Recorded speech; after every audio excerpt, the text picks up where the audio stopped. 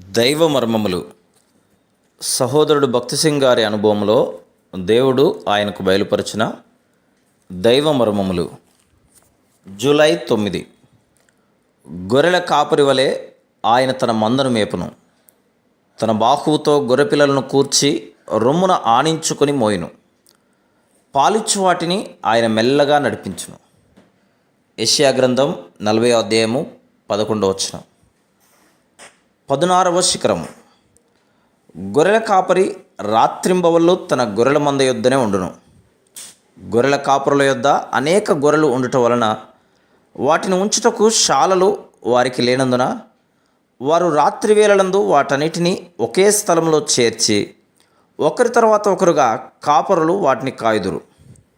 ప్రభువైన యేసుక్రీస్తు బెత్లెహేమునందు జన్మించినప్పుడు చాలామంది గొర్రెల కాపరులు తమ మందలను రాత్రివేళ పట్టణం వెలుపల కావలి కాయిచుండిరి.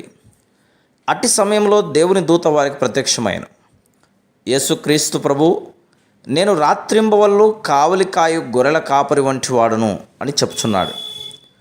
ప్రతి ఉదయమున కాపరి తన మందను అనేక పచ్చిక బయళ్ళకు తీసుకుని పోవును.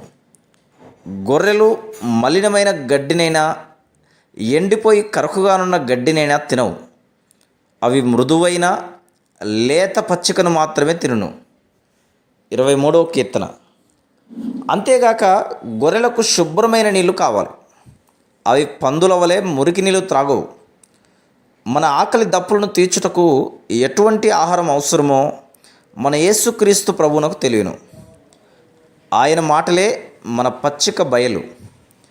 తన వాక్యమును ఉదయ మధ్యాహ్న సాయంకాలంలో మనకు అనుగ్రహించును. ఉదయకాలమున దినమంతటి కొరకై తన ఏర్పాటును మనకు అనుగ్రహించును.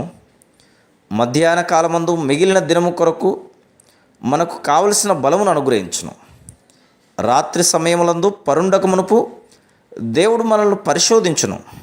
ఆ రీతిగా మనము నూతనపరచబడి కనబడని అపాయముల నుండి రక్షింపబడుచుందుము. ఆయన మన ప్రేమగల నమ్మకమైన కాపరి అయి ఉన్నాడు. ఆయన ఎల్లప్పుడూ మనతోనే ఉండును. గొర్రెలు తమ కాపరి స్వరమును గుర్తించే వరమును కలిగి ఉన్నవి. అవి ఎంత బుద్ధి లేనివైనను తమ స్వంత యజమాని స్వరమును గుర్తించగలవు. ప్రభువైన యేసుక్రీస్తు, అన్యుని అవి వెంబడించవు అని చెప్పుచున్నాడు. ఏలైనగా వాటి చెవులు తమ స్వంత యజమానుని స్వరమును మాత్రమే గుర్తుపట్టగలవు. ప్రభువైన యేసుక్రీస్తు యొక్క స్వరమును విని ఆయనను వెంబడించు ఆధిక్యత విశ్వాసికి చెంది ఉన్నది. ఆయన ఎక్కడికి వెళ్ళినను ఏ ప్రశ్న వేయక ఆయనను మనం వెంబడించవలసింది. కాపరి స్వరం అనుదినము వినుచు నిండు విశ్వాసముతో ఆయనను వెంబడించుట ఎత్తైన పర్వత శిఖరములలో ఒకటై ఉన్నది. Praise the lord.